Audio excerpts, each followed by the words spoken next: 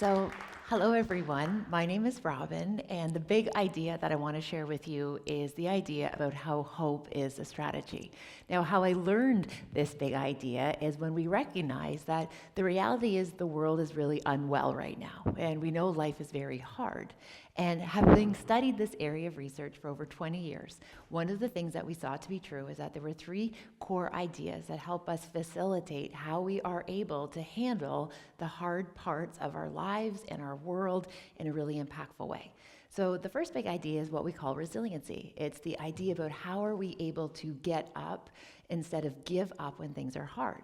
And as I said, I've been studying this for 20 years, and when I first started, a lot of folks were talking about grit, hardiness, toughness, that's what it was all about, this idea about that grittiness. Now, I got to go into the world and met some of the most amazing, resilient people that you could imagine. And when we would talk about their hardiness or their stick-to-itiveness, one of the things that stood out is they would say, Robyne, that really doesn't resonate with me. What my experience has been is that I was resilient, yes, but it was because life didn't give me another choice. I had to figure it out. So when I got really curious about, okay, how are people figuring this out? What does it take? We saw that there were 5 things that they did or had in common that would facilitate the opportunity to be able to show up even when it was hard. The first one was a sense of belonging, that ability to be able to have community and connection. We have to matter to the people. We know that if you are providing for or you are protecting someone else, it allows us to show up even when it's difficult. We also know about the power of perspective, being able to see the big picture and the little picture and understand what matters most, and then having the ability to make what matters most matter most. The third variable we learned was about acceptance. Resilient people are able to work within their controllables. They're able to decipher what is within my control and what is outside of my control, and where can I put my energy focus so I can have impact. Now, if it's okay with you, I want to braid those first 3 ideas together to help really create this lifeline for us to remember this. Now, as we said in my introduction, I happen to be a mother of 3 teenagers. My oldest, his name is Hunter. He is 20, he's 22, and our daughter, her name is Ava. She's 20, and my little one, Jackson, he just turned 18, but he's not really that little. He's 6'6", so he's a big one. And a wee while ago, their older brother, Hunter, came home from school, and they said, Mama, where's Jackson playing basketball this weekend? And I looked at the family calendar, and Jackson happened to be playing basketball in Cincinnati. So I said, let's go check it out. So we got to the venue to watch your kid play ball, and I'll tell you, it's really special watching your kid do their thing. But when the warm-up was finished, we watched Jackson walk off the court, put on a hoodie, take off his basketball shoes, put on a pair of slides, and sit on the bench. I turned to Hunter, and I said, why isn't your brother playing? And he's like, Mama, I have no idea. I literally just got here the exact same time you did. And then I said, well, I'll go figure it out. So I went down and was able to get close enough to Jackson. And I'm like, dude, why aren't you dressed? What's going on? And he goes, Mama, I forgot my jersey at the hotel. So the coaching staff said I can't play. And I'm like, no, I'll figure it out. Like, no, we figure things out. That's what we do. We are fixers. I can solve this dilemma. I can solve this problem. Just name the hotel. I'll get the hotel number. I'll get the room number. I'll get your jersey, and we will be back no time, Q2. You'll be set. And he said, Mama, you can't fix this. Please go sit down. Now, there's one particular emotion, especially as a high performer, that we don't like to process. And that emotion is helplessness. So I went back in the stands with a big dose of helplessness, and Hunter leaned over and he goes, Mama, can I offer you some life advice?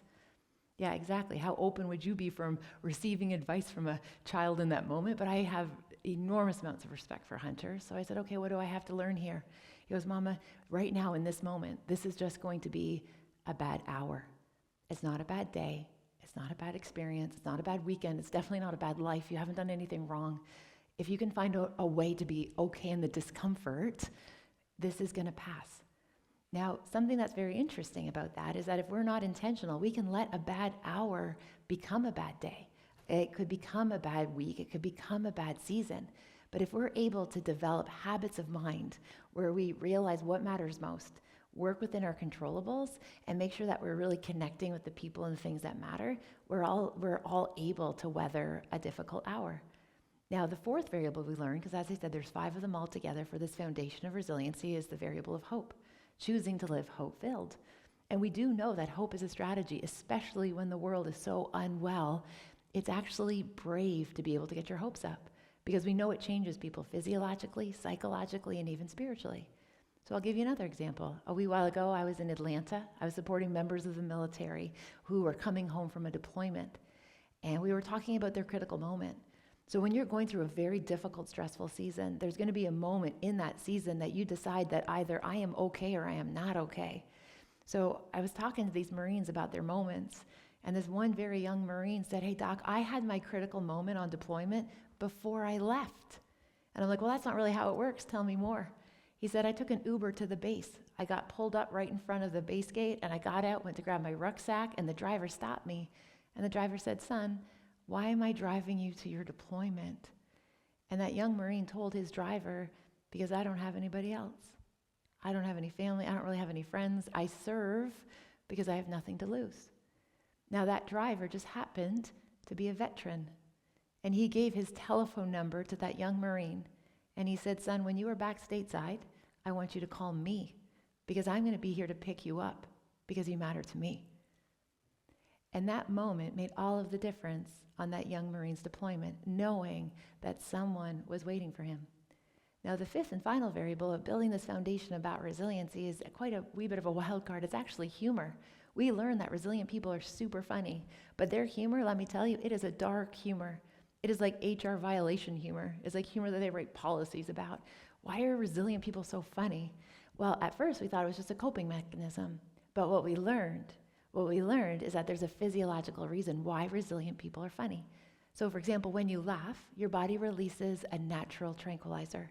So for that moment in time, in that moment, what happens is your pain receptors are blocked and you can't feel pain. Now that doesn't solve your problems, but what it does do is offer you a moment of reprieve, a moment to be in this precious place where you're able to respond versus react. Now, another interesting research finding that we learned that I sometimes get a wee bit nervous sharing, because when we did share it on social media, it got over 12 million views. We learned that people who swear, like people who curse or cuss, not at somebody, no, it's more of a free-flowing adjective, people who swear without offending somebody, those people just happen to live longer. People who swear live longer. That's a lot of hope for many of us where we can find it. Now, why is it that people who swear live longer? Well, we discovered it was connected and correlated with temperament. So on one side of the equation, we have what we call free flowers, people that are able to kind of roll with things, they don't take things too personal, and they can kind of let things go in the moment. On the other side, we have what we call bottlers or brewers, and those are folks that like to hold on to every little stress, every little irritant, and we think they really love to revisit that list between 1 a.m. and 3 a.m. It seems like a sweet spot. You're sound asleep, and then all of a sudden you have a cortisol spike, you're wide awake, and in that moment you decide to think about all of the socially awkward things you've ever done or any mistake you've ever made.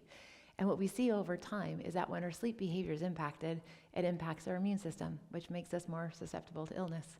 So studying this in practice, studying this all around the world, what we've learned in these 20 years is that having a home team, being able to make what matters most matter most, work within your controllables, have a wee bit of hope, and a wee bit of fun is how people can build a rock-solid foundation. Now, we know this in terms of practice, but I also personally know this to be true from my own lived experience.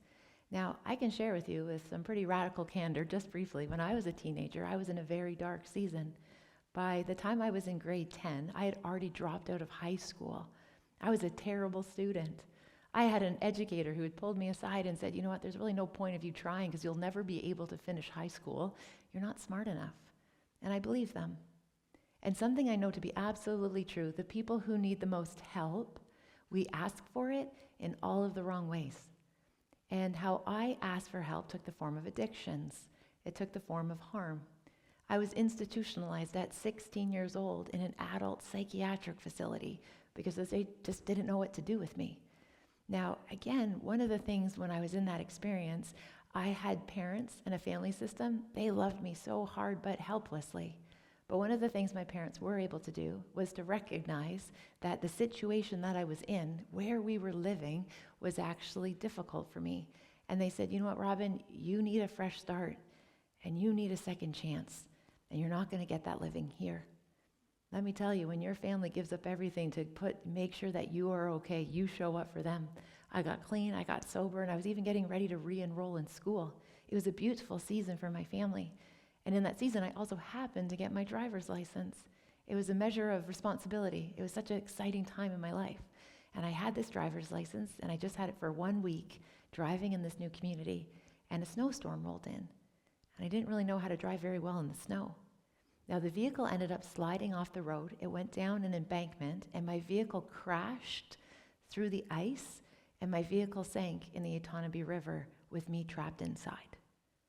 Within seconds, this frigid cold water comes rushing through the floorboards, and I'm drowning entombed in this car.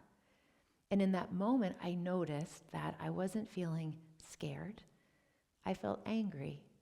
And I was angry that I couldn't protect my mother from what was about to happen. I was okay to die, but I wasn't okay with what that would do to my mother. And when I started to think about my mother, there was an expression she shared with me when I was a little girl. She would always say, "Robyne, you can do hard things." And in that moment, I borrowed that belief. I leaned into that courage. Now, in that first moment, I realized I couldn't even get the seatbelt off, but I was able to wiggle out of the seatbelt. I wasn't able to open the car door because the vehicle had already started to crush under the water pressure. And I'll tell you, the sound of metal crushing underwater with you drowning, trapped inside, that was very scary.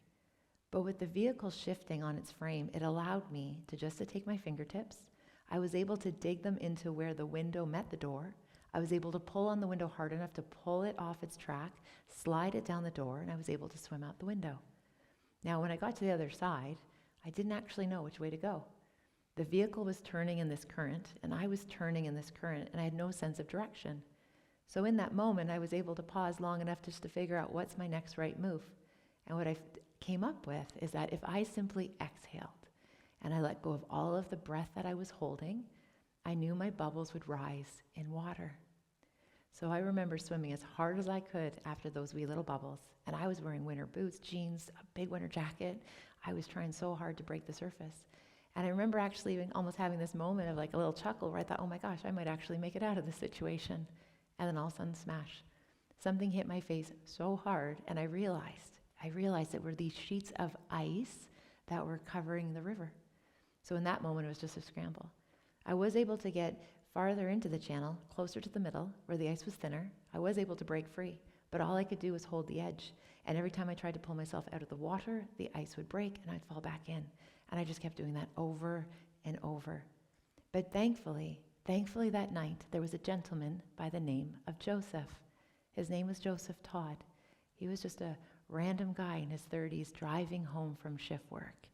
And Joseph just happened to see my car tracks in the snow.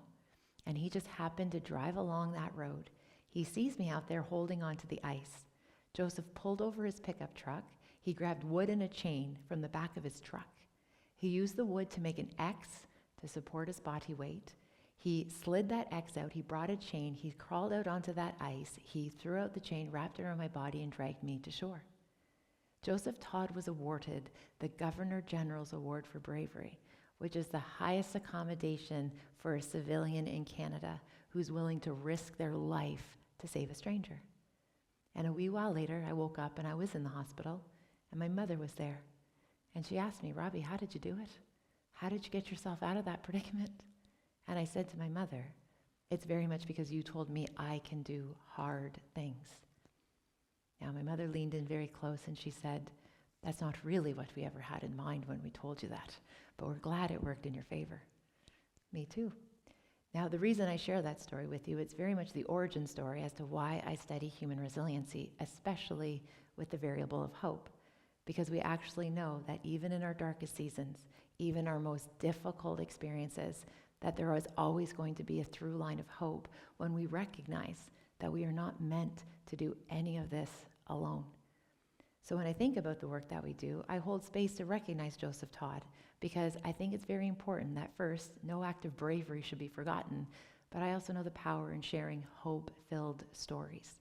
So again, I appreciate the world does feel really unwell right now, but leaning deeply into connection, belonging, moving forward those key relationships in our lives, making sure that we maintain perspective.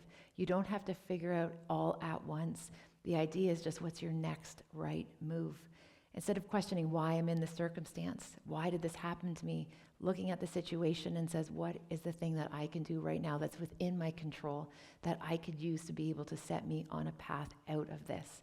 Being able to, again, cultivate that hope even when it feels hopeless, and having a wee bit of grace with yourself to recognize we're all doing the absolute best we can with the skills, the gifts, and the tools that we have learned, we have earned, and we have been given. So my gentle invitation and the big idea I want to leave with each and every one of you today. I appreciate when the world is so unwell, it's pretty scary to think about getting our hopes up. But this is exactly the time where we need people to be heroically hope-filled. I need you all to get your hopes up, because when we do, better days are ahead. So I hope so, and I hope you think so too. Thank you for listening.